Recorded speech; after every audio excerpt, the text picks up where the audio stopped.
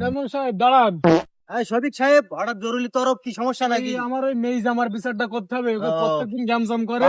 আচ্ছা ঠিক আছে, কই মেজামাই দুটো? হ্যাঁ এই দুটো, আচ্ছা দেখেন কি দেখি করা যায়। হ্যাঁ একটু বিচারটা করেন দিন, এই না আর পারা আসছে না, একটু বিচারটা করে। তুই তো সবসময় ঝামেলা করিস, সারা শেষরা দেখিছেন।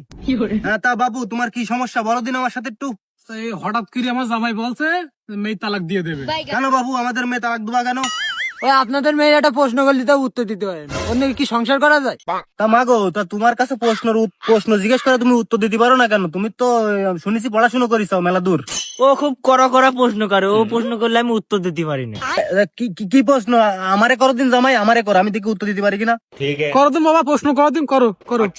তাহলে আমি প্রশ্ন করতে পারি, তোমরা যদি প্রশ্নের উত্তর যদি না দিতে পারো তাহলে তোমাদের মেয়ে তোমাদের কাছে থাকবে না, আমি বাড়ি চলে যাবান। ঠিক আছে বাবু, তুমি করো দিন দেখি কি প্রশ্ন, সে উত্তর দিতে পারবো না। হ্যাঁ কদিন আমার মাথায় কটা চুল, কদিন এই গ্রামে কটা বাড়ি, কদিন 1 কেজি চালে কটা ভাত হয়।